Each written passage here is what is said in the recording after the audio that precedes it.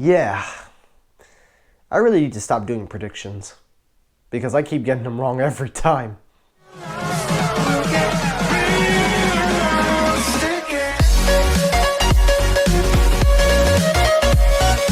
Yo, what's happening everybody? Michael here, welcome back to Technoid, and today's episode we're going to fully focus on the Apple event, on everything that was announced, and possibly why this is showing us a different alternative version of Apple that a lot of people have really not seen, and something that kind of shocks me a lot. Now, of course, I am going to be covering this event and talking about everything that was released. Now, of course, there were already rumors and there were a lot of leaks going on out there. I just chose not to look at them and not to follow them because for once in a while, I just wanted a break. I just wanted to just cut that crap out and just watch the event as a fan. And thank God I did, because not only was I pleasantly surprised by not actually watching the leaks and not following them from Jon Prosser, from anybody, but I finally felt the fun in watching an Apple event without having it to be spoiled because I just chose not to look at them. So maybe you guys should do that more often. Just choose not to look at them and just watch the event for what it is. So I'm going to talk about the event like I said. I'm going to talk about every product that they discussed and everything you need to know. And of course, again, if you are returning to the channel, thank you as always. Please hit the like button. If you are new here and you are considering subscribing, please do consider hitting that subscribe button and turn on your notifications so you do not miss when I upload. Now that I got that out of the way, let's talk about that. So the main story, the main idea of this video is the Apple event. Now, first off, I gotta say, once again, Apple did an incredible job with the filming of this event. This presentation not only felt not like a tech event, but it literally felt like a full-fledged, like, how would I say this? It felt like a full-fledged cinematic experience. Like you're in a movie theater and you're watching something perfectly presented, but it doesn't feel like a tech event. It feels like something perfectly filmed. Apple really upped it, and I gotta give them credit on that. No tech event has come close to what Apple has done for WWDC and this event, and soon the October event. So I cannot wait for the October event to see what they do and see if they up it. But the event itself was really good. I actually was surprised. Like I said, I chose not to look at the leaks. I chose to just close it out, and I was thoroughly surprised, and I really did enjoy it. So the first thing they discussed was the Apple Watch. Now, they made it clear they were only going to discuss two products, the Apple Watch and the iPad, which is kind of what we already knew, already talked about that, so there was no shock there. Because again, the iPhones are not ready. But thankfully they spent a little bit of time because not only did we get the Apple Watch Series 6, but we got a cheaper Apple Watch SE, the standard edition Apple Watch. Now this kind of makes the Apple Watch Series 3 irrelevant because I don't understand why they're still selling it, but I will explain as we go along. But let's talk about the Apple Watch Series 6. So for the Apple Watch Series 6, it doesn't really have major features, which is kind of what they were implying, that they didn't spend too much time. It does come with a brand new one-piece band that does fit to your customization of your wrist, and it does expand over time with flexible silicone. The watch itself is, again, everything you would expect. It has an enhanced Retina display with better always-on display. It has advanced ECG features, of course, with watchOS 7. But the main new thing that they were showing off was the blood oxygen count. Let me just tell you guys right now, the Apple Watch is hands down the best wearable you can buy for a smartwatch. The fact that it has an ECG, onboard ECG, is one thing, but now you're stepping into new territory with blood oxygen levels, and it shows that it can go up to high elevated levels of pressure depending on where you are, depending on what you're doing. I am thoroughly blown away with the technology that Apple has been able to put inside of this watch.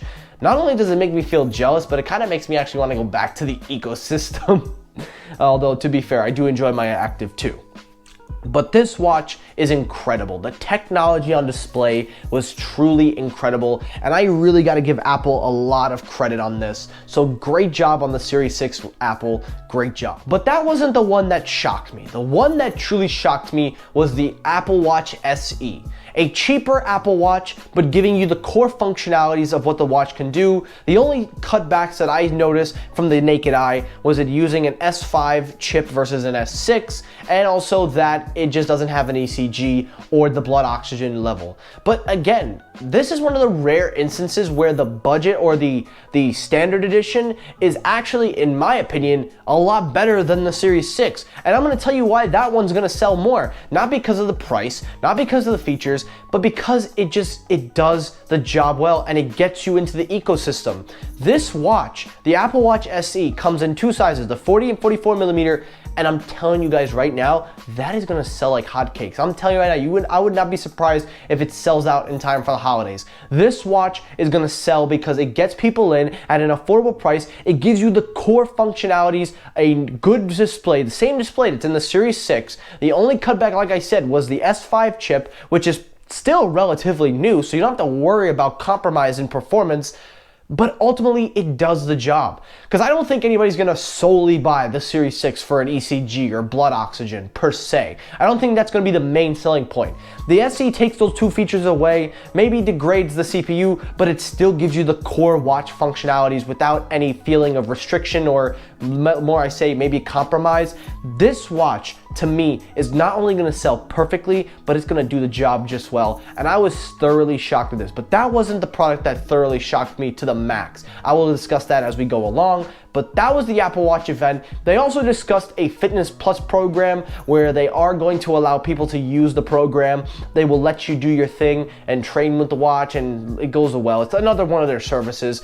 And then one of the features that a lot of people didn't really talk about was the family setup, where if you have a child and you want to set up the watch, they don't have an iPhone, but you want to track them, you want to let them send messages, you want to let them take phone calls, it allows you to do that. And that actually is something that people should keep an eye on, because that might not only be the start of Apple shipping the Apple Watches to third parties by allowing them to use the watch without having an iPhone, but it's also a newer convenience for parents, but it does kind of give you some possibility and leverage there in terms of third-party uses with Apple Watch. So that is kind of cool. So that's it for the Apple Watch. Now let's discuss the iPad. Now the iPad, we had two releases, the iPad Air and the iPad, the budget end. Starting with the budget end, not much really has changed. They kept the same design, they kept the same format, all that is the same, but just like every year, it does get a CPU bump, and the new CPU this year is the A12 Bionic.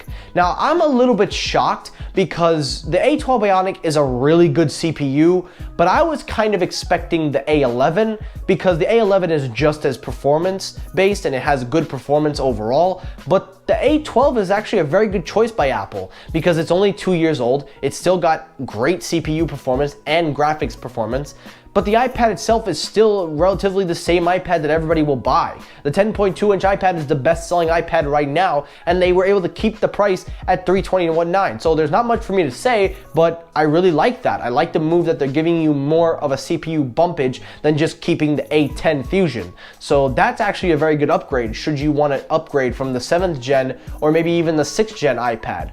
So definitely nice. You know, I gotta say, Apple was really hitting it good so far in this event. But the one that truly shocked me, the one that made me eat my own words and why I'm probably gonna stop doing predictions, was the iPad Air. Now, I covered already that it was going to receive a redesign. I already accepted that that was going to happen. I did not think it was going to be redesigned to look like the iPad Pro. That actually really shocked me, and I think I know why they did that. Now, for starters, the iPad Air is redesigned. It has a brand new design again. Like the iPad Pro, it's similar in shape, in dimensions. It's just short of 11 inches, giving you a 10.9-inch display. It doesn't have Face ID, but it does have a built-in Touch ID fingerprint scanner at the top of the home button, which now confirms that Touch ID is going to stay on iPhones with the future iPhone SE releases, because I'm telling you right now, this is opening the door to the iPhone SE Plus, the next gen iPhone SE with no more Touch ID. They will give you a notchless display with a fingerprint scanner on the side. I'm telling you that's happening right now. That ain't speculation, people. That's a fact. But taking a look at the iPad Air, I was confused because I said, now you've basically made it look like the iPad Pro. There's gonna be no real reason to buy the Pro because it ultimately has the performance, it has all the functions, and now there's nothing to distinguish the difference. So I was kind of a little shocked in Apple, but again, I'm gonna get to why I think they did that. But taking a look at the display, it has a Liquid Retina display, it is a 60 Hz display. It now has USB-C, so again, that's the second iPad in the lineup to use USB-C. The budget iPad was never getting USB-C. Now, the Mini, we don't know anything about the Mini, that's just gonna leave the way it is, so I don't think they're gonna touch that. But the iPad Air also comes with the brand new A14 chip. So that means the iPad Pro, the top of the line Pro and whatever tablet, is already not as fast as the new iPad Air. So Apple, you better put that X chip in there. Now, of course, they already refreshed it, so we're not gonna see a refresh anytime soon. But discussing the A14, it is a 5nm processor. That is incredible, 5nm, Jesus Christ. But on top of that, the main thing you need to know is just it has good performance. That's really the key takeaway. The iPad Air costs $599, so it's $100 more than the previous gen iPad Air, and it works with the second gen Apple Pencil and the Smart Keyboard and the Magic Keyboard with the trackpad, the new one designed. And of course, all these products are available and start shipping on Friday. Now, the reason why I think Apple took the design of the iPad Pro and put it on the Air and giving it one camera as well, not just because it cut corners, but because they want to get users that don't want the budget end, but are willing to pay a few dollars to get that. My only counter to that is, if you're gonna pay $599, you may as well just pay $799. For $200 more, you get Face ID, you get the same Pro display, you get much more Pro features, but again, most people are willing to take those costs and go away from it and just substitute it in with a regular device, and that's why I think they did this, because they're trying to get people that can afford the Air but don't want to break the bank by going over the limit. Now, to be fair, it is probably going to cut some corners with the iPad Pro, as sales are going to go down, and I don't know what's going to sell better in my opinion, but I'm going to tell you right now, Apple's strategy right now going into 2021 is going to be a good one. Now, quickly before I end the video, they did discuss their new bundle service. They have different ways you can bundle. They have entertainment, then they have a little step up, and then the mega one. They didn't discuss pricing, which they said they will discuss later on, so we're just gonna have to wait and see how much they cost. But that was really the event. So overall, on a scale, I was thoroughly shocked at this event. I really did enjoy it. I honestly think Apple outdid themselves with this event, not in a bad way, but in a good way. I really liked what it had to offer. It felt so nice not looking at the rumors and not covering them and just feeling like a fan again. I really enjoyed the fact that there was no audience. The fact that there was no audience, they can have music in the background when they talk about this stuff, and the cinematography, perfecto. Just please, those wooing fans, you wooing fanboys, the next time we get back indoors and we go there, just shut your mouth. Don't say a word, don't woo, don't cheer. Let's just enjoy it, because it's so much better without you ruining the event by woo! Like, shut up. And that's it for today's episode of Technoid. So guys, thank you so much for watching. I really hope you enjoyed this episode. If you did, hit the like button. If you disliked the video, hit the dislike button. That helps circulate my videos as well. As always, everybody, thank you so much for watching. Take care, everyone, and peace.